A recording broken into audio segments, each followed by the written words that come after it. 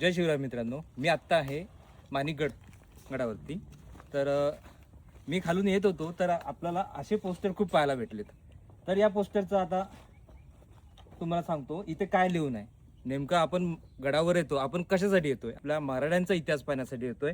मराठी अस्मिता आपण जपण्यासाठी येतोय आणि आपला इतिहास आपण लोकांना दाखवण्यासाठी आपण इथे येतोय. तर काही काही लोक गडावर येतात, पण ते काय करत आहेत आता सध्याच्या घडीला. तर इथं तुम्ही पाहताय, हा आता तुम्हाला अरे निघालं, ठीक आहे.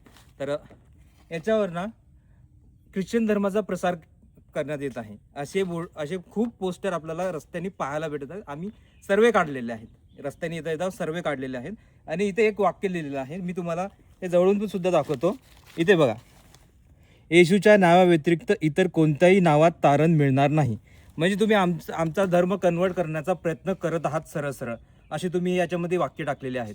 तुम्ही तुमच्या धर्माचा प्रचार आता, पहिले मला माहित होतं हे गावागावात जाऊन प्रचार करायचे, सर्वीकडे खेड्यागावात जाऊन जे अशिक्षित लोक होते त्यांना हे टार्गेट करायचे पहिले. आता हे गडावर येऊन गडावर सुद्धा यांचा हाच प्रकार चालू झालेला आहे.